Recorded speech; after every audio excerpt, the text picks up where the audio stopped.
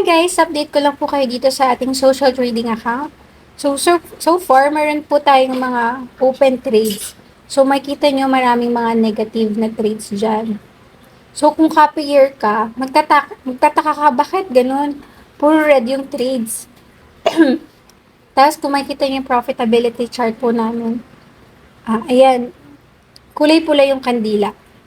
Ibig sabihin po ng ganyan is meron tayong paper loss. So, may mga open trades po kasi tayo. So, ito yung copy trading account ko po. Ito yung account ko na nakakati kay BitFXPH. So, ito kasi si BitFXPH, yun yung account ni Gino. So, yun. Para lang din makita nyo how it works kapag nag-copy ka. So, pag copier ka kasi, hindi mo makikita itong take profit price. Diba? Pag kinlik nyo yung mga yan, yun nakita yung take profit price. Para malaman nyo yung kung anong price magsasara yung mga trade na yan, I suggest po, punta kayo dito sa portfolio ng BitFXPH and then check nyo ano ba yung take profit price na nakalagay. Kapag po nag-login kayo sa MetaTrader 5, hindi nyo po makikita. Ayan. So, para ma-monitor nyo kung ano yung TP price, you can go dun sa portfolio po ng social trader na kinakopy. Pero kapag may EA naman po kayo, so kunwari ako, naka-install yung BitFXPH EA natin, di ba? Mapapansin nyo guys na yung mga, teka lang, yung mga may pare-parehas na symbol o currency pair, iisa ang TP na nakalagay.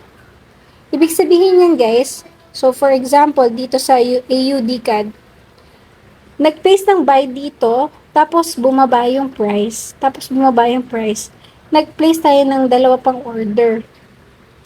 Nag-place ng order dyan kasi may nakita yung EA natin na signal na it's time to place a buy order kasi maybe oversold na yung yung sa indicator. Ngayon, kahit tatlo po yung open order sa AUD CAD, magko-close yan ng sabay-sabay dyan sa nakaset na TP. Kapag copier ka, hindi niyo po nakikita yung ganyang setting. Don't mind na lang po itong mga indicator na to. So, hindi siya part of EA. Ito yung sa scouting strategy na in-avail ko eh. Pero ito yung sarili ko namang strategy. Ito kasi dun sa scouting strategy kay Sir Taurus. So, dito po, sa USD CAD, makikita nyo na ito yung TP price. So, may dalawang open orders, pero dyan magka-close yung price sa red line. And then, sa AUD, USD, ganon. So, makikita nyo, merong 1, 2, 3, 4, 5, 6. 6 na open orders. Pero, ang strategy po natin is, kaya po ito tinatawag na pullback. Naghahanap po tayo ng entries kung saan may chance na pag nagka-pullback, mahihit po yung ating TP. So, sa Forex naman, hindi naman yung tuloy-tuloy na down lang, hindi tuloy-tuloy na up lang. So, humihinga yung price, kumbaga, nagbabounce siya. Nagbabounce sa support, nauuntog sa resistance. So, ito, yun yung mga moment na hinihintay natin na mauntog sa resistance at mag-bounce sa support para ma-hit yung TP. So, yan, kahit na maraming open orders, hindi na po natin hihintayin bumalik pa ulit doon sa tuktok yung presyo. So, magko-close po yan dito sa sinet ng ating EA, yung TP na yan. So, sa AUD-USD, kung pupunta ka dito, so, sa AUD-USD, ang presyo na magko-close siya is 0.65954. Ibig sabihin po niyan, pag nasa 0.65954, magko-close lahat ng open orders at overall, may gain po yan.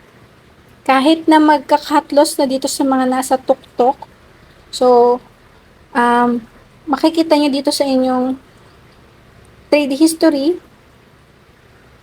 kagaya nito, kagaya niyan, nag-close siya ng negative. Pero, overall, profit po yan kasi mas mataas yung lot size nung mga last trades. So, ito by 3. Mas mataas yung lot size niya kaysa dito. So, para tong, kung familiar kayo sa martingale, it's the same concept. Pero si martingale kasi nagdodoble siya ng lot size lagi. And then, yun lang ang risk management niya. Doble lang ng doble. Tayo po kasi, hindi basta-basta lumalaki yung lot size, pero hindi lang nating goal na magdoble na magdoble yung trade. So, meron tayong limit dyan. 30% ng risk na, ang risk natin dito sa trading. Kasi, pag pure martingale ka na strategy, tapos talagang tinaya mo lang buong mong fund, malaki chance na ma-wipe out yung account nyo.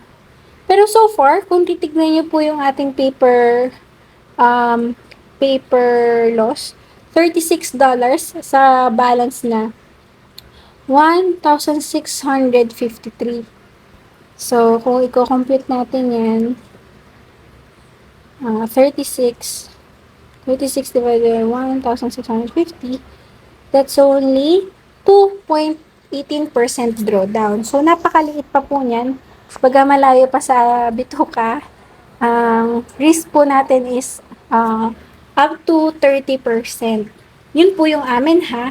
Ngayon, kung hindi nyo kaya mag-risk ng ganong kalaki, pag nito, mag-set kayo ng max loss. Kapag nakaka-copy ka, let's say, 20% lang ng fund mo, ganyan.